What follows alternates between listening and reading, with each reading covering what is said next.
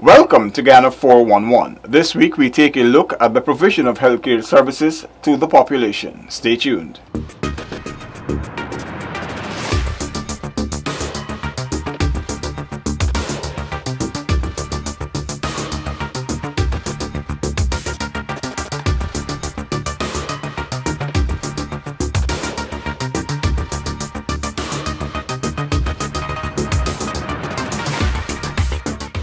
The Ministry of Public Health's implementation of a number of new initiatives and expansion of those that are ongoing aimed to achieve the goal of access to healthcare services by all Guyanese. With the budgetary $2 billion allocation in 2016 to provide medical services, we further examine government's healthcare program in this week's edition of the 411.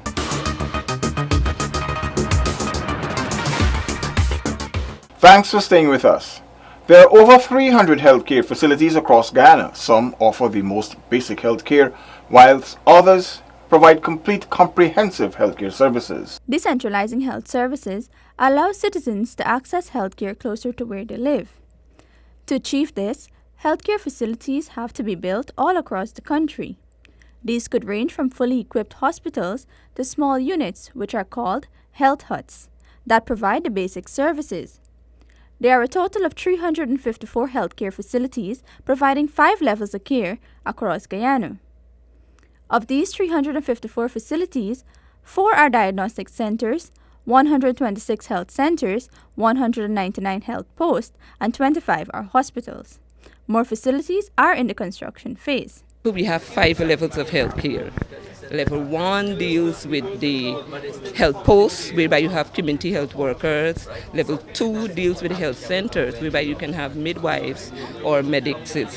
Level 3, you have the cottage hospitals or the district hospitals, and at that hospital you can start with the doctor. Level 4, you have the regional hospitals, whereby you have all the basic health care there. And level 5, you have one hospital, which is the National Referral Hospital, Georgetown Public Hospital. 166 local health posts countrywide provide preventative and simple curative care for common diseases. These health posts also serve to promote efficient health practices. Health posts provide Level 1 health care. Level 2 health care is offered at health centers. 126 health centers are spread across Guyana. These offer preventative and rehabilitative care. The staff at a health center would include a medical extension officer or a public health nurse, a nursing assistant, a dental nurse, and a midwife in most cases. Level 3 healthcare is provided at district hospitals. There are 19 district hospitals. Together, they have over 473 beds. These hospitals provide basic inpatient and outpatient care and selected diagnostic services. Most of these facilities are also equipped to provide simple radiological and laboratory services, and they also have the capacity to offer gynecology services along with preventative and curative dental care. District hospitals are designed to serve a geographical area with populations of 10,000 or more. Level 4 institutions are the regional hospitals. These are the New Amsterdam, Linden, West Demerara, and Soddy hospitals. These facilities provide emergency services, routine surgery, and obstetrical and gynecology care, dental services, diagnostic services, and specialist services in general medicine and pediatrics. They are designed to include the necessary support for this level of medical services in laboratory and X-ray facilities, pharmacies, and dietetic expertise. The only hospital offering Level 5, or the highest level of healthcare in Guyana, is the Georgetown Public Hospital Corporation. It is the main referral hospital. This facility provides a wider range of diagnostic and specialist services on both an inpatient and outpatient basis. This hospital also serves as the city's main hospital. It is the institution where the highest quality of care is offered, and it serves to take the responsibility for the very serious cases which the other institutions do not have the capacity to handle. When broken down, there are 53 healthcare facilities in Region 1, 31 in Region 2, 43 in Region 3, 48 in Region 4, 17 in Region 5, 28 in Region 6, 27 in Region 7, 23 in Region 8, and 56 in Region 9 and 29 in Region 10 respectively. There are several new healthcare facilities currently being developed and or rehabilitated. These include the construction of a new health center in Eccles and the Port Kaituma Hospital.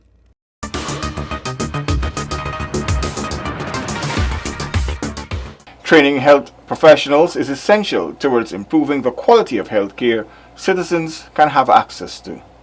The government, through the Ministry of Public Health, is placing emphasis on developing trained professionals who can provide the standard and quality of health care citizens need. Doctors are being given the opportunity to specialize in areas of anesthesia and intensive care, orthopedics and traumatology, general surgery, medicine, pediatrics, obstetrics, and gynecology, and many other fields.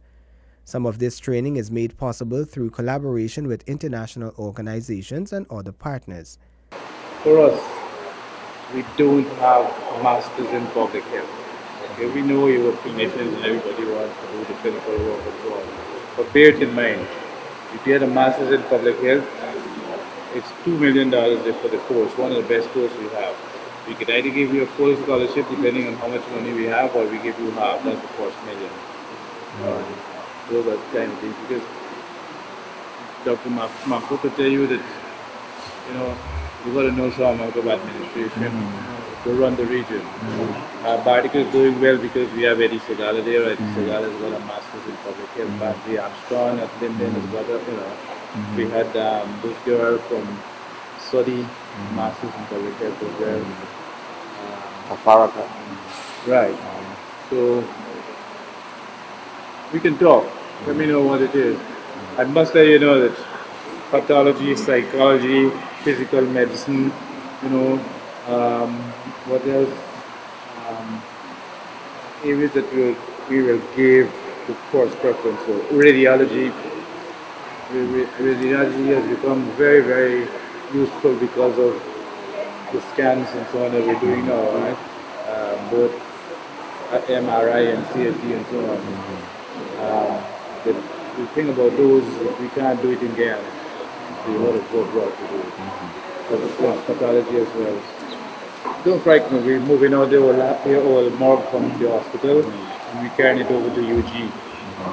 There's a forensic lab there, and we're going to build, because we got this we recently passed what called the coroner's report, where we're trying to, every patient that died must have a coroner's report.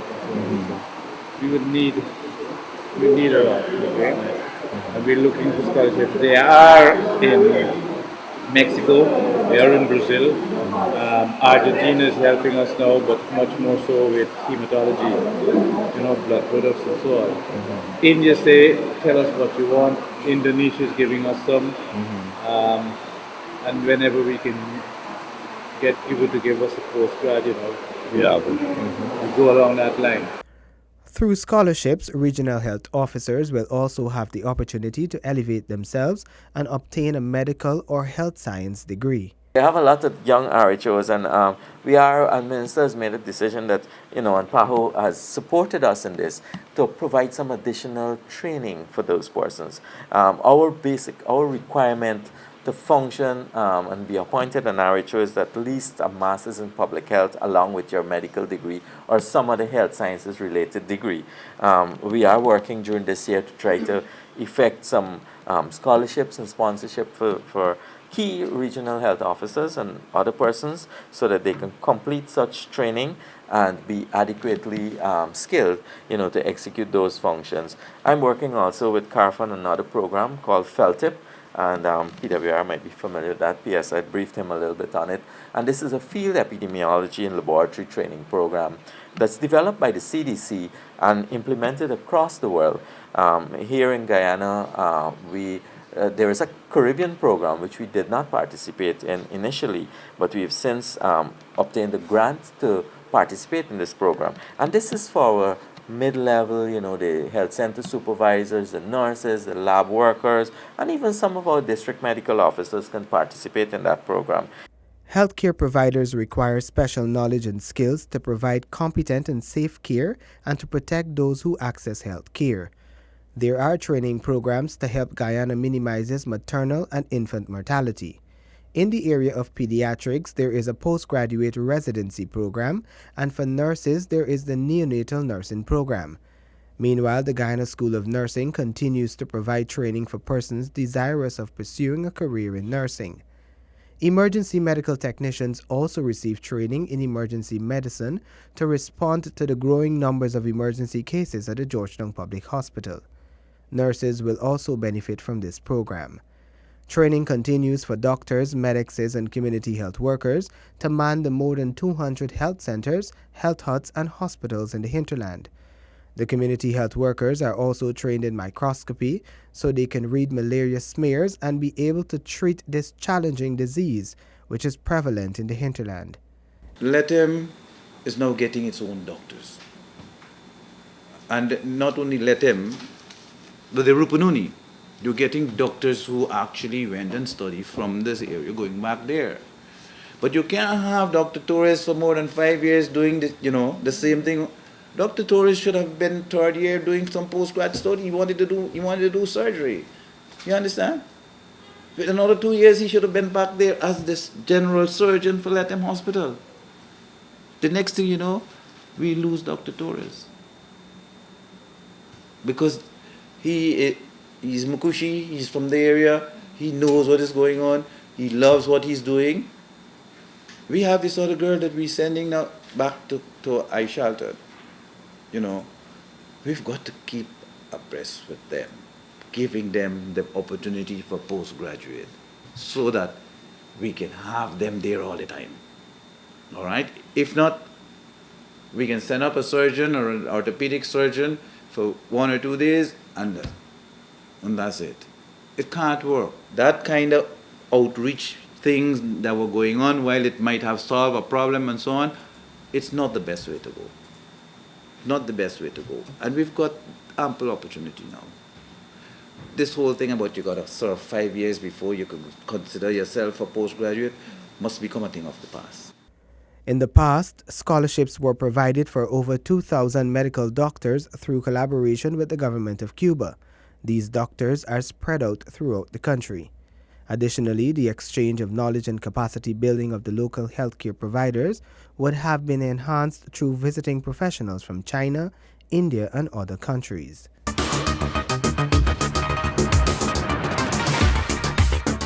Government's health youth policy remains a work in progress. Youths aged 15 to 35 make up over 50% of Guyana's population. Hence, their role is critical to the nation's development. Government has placed special emphasis on the health needs of youths through its budgetary allocation, which was highlighted by Finance Minister Winston Jordan during his latest budget presentation.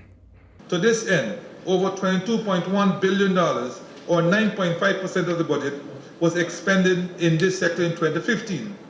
This year, we project to spend $28 billion, or 10.9% of the budget. Mr. Speaker, as a nation, we are traumatized by the high incidence of suicide. We are alarmed by the number of maternal and infant deaths, many of them avoidable.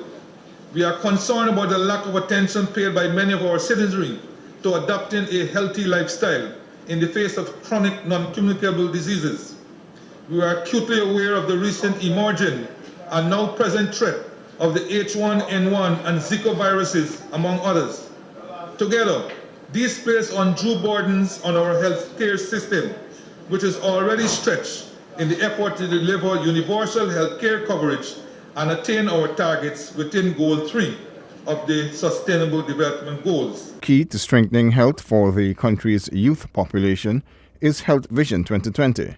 This program supports the implementation of a human resource action plan which targets the strengthening of the Ministry of Health's capacity to plan, manage, develop, and deploy human resources in the health sector. The government has also launched a mental health strategy which addresses the issues and challenges facing youths with mental health disorders. A 2015 to 2020 National Suicide Prevention Strategy, which was launched in September of 2015, is aimed at reducing the spate of suicides across the country, many of which are committed by youths in rural communities. It is no secret that Guyana has the highest rate of suicides in the world. Whilst the global average rate is 16 per 100,000 persons, Guyana's rate, as of 2014, was recorded as 42.2 for every 100,000 persons. Develop a protocol for guidance to primary health care workers, so we can have protocols. So when you go into the health center, we will ensure that we have definite protocols to guide our health care workers. We hope to develop trainer of trainers programs to identify priority high burden areas. Of course, we know it's 6 and 2, Mabikuria area, and now throughout the Quarantine Coast. We want to develop an approach where we train mental health care workers to go into the region. So if we can come to you, we will definitely have trainer of trainers, and we have contact persons in each region. We want to create screening tools. So when you come to the doctor and when you go to the health centers, rather than just taking your blood pressures and so forth, we may include a patient health questionnaire to include mental health component. The Ministry of Health has also initiated its Adolescent Health Program to mobilize people and resources to create and drive healthy lifestyle changes and choices in adolescents. This seeks to address the challenges they may face on their path to becoming healthier, with a better chance of completing their education through collaboration with the Education Ministry to reintegrate teenage mothers into the school system. These strategies and policies will ensure that youths are able to mature into responsible adults who can make meaningful contributions to society.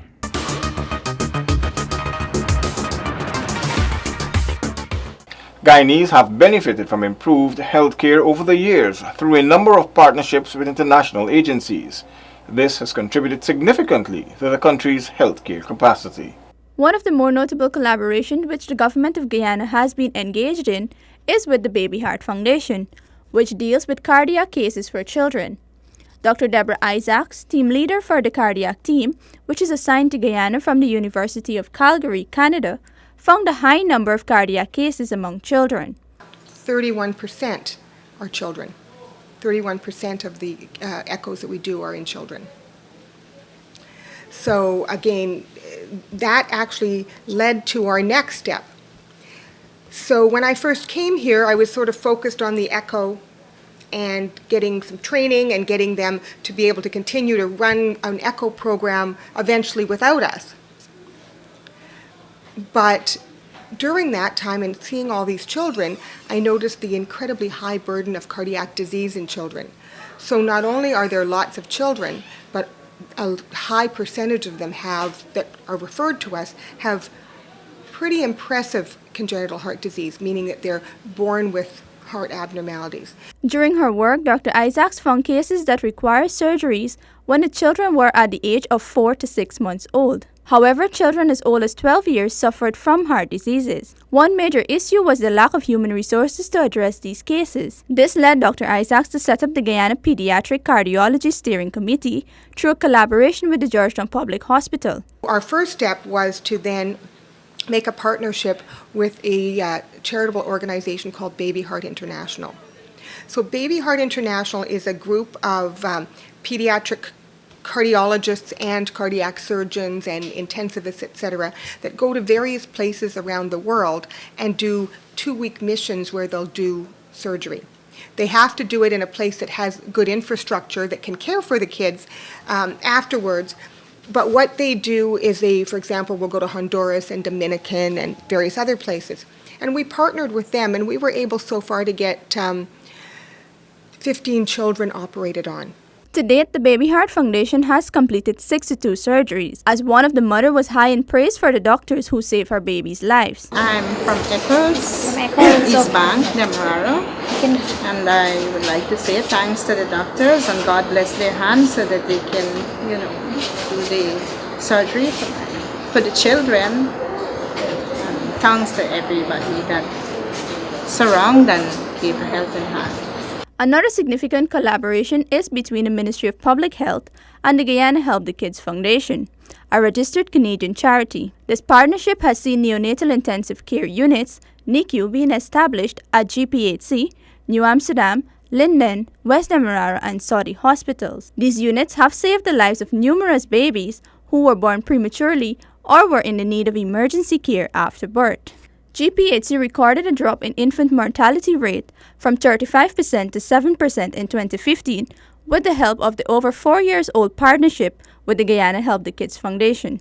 The Guyana Help the Kids Foundation provides physician education, nursing education, infection control, and biomedical support through a comprehensive and sustainable program. In addition, other collaboration with partners include the Pan American Health, World Health Organization, PAHO WHO, United Nations Program on HIV/AIDS, UNAIDS, United Nations Children Fund, UNICEF, and the World Bank are ongoing between Guyana in the areas of capacity building, training, and funding. These organizations, in partnership with Guyana, have helped to save thousands of lives and continue to save lives through grants and funds.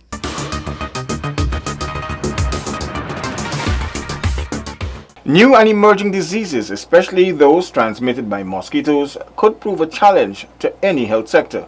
In Guyana, a number of measures are in place to address these challenges. Equipped with the necessary technical personnel, preventative measures continue to be actively pursued to suppress vector-borne diseases such as Zika and chikungunya. Zika is a virus that is carried by a type of mosquito called the Aedes aegypti. It's the same mosquito that also causes dengue and chick. What are the signs and symptoms? We have a light fever, we have a rash, conjunctivitis, which is an infection of the eye, as well as also muscle pain. So if you realize the symptoms also mask the same ones that we have with dengue. Now the treatment, there's no definitive treatment. What we do is we treat the symptoms, and in this case, the symptoms will be the pain. So we give Panadol. And because of the rash, sometimes it leads to itching, and therefore we'll have to give a medication that also helps with itching.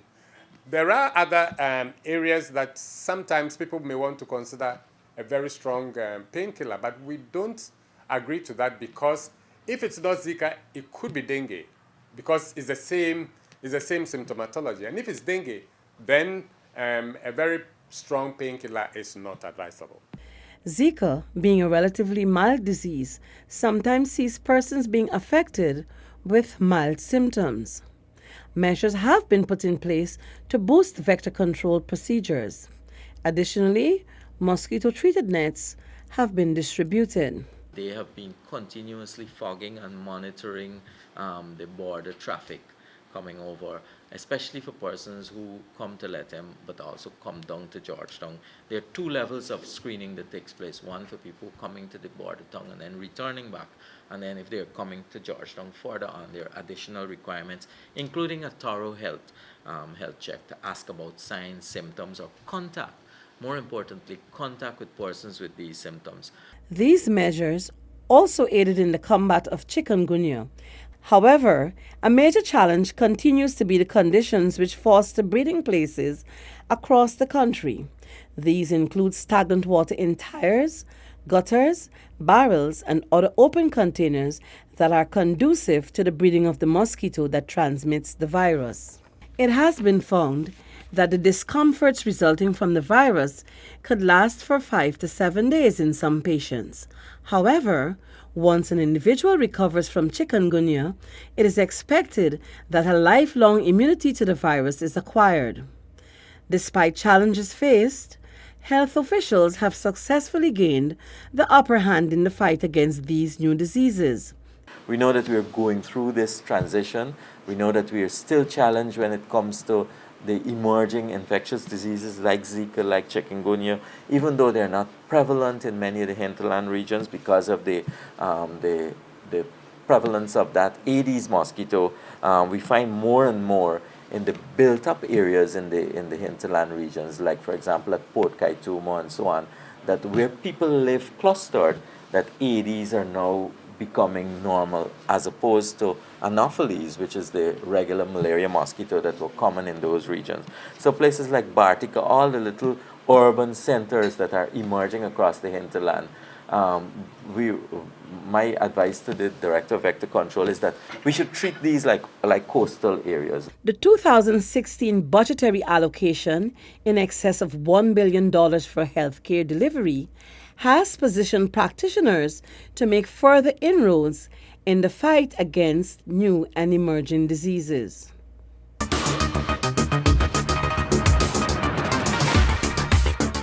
Thanks for watching Guyana 411. Do join us again next week. Remember, you can contact us on Facebook or YouTube. Goodbye now.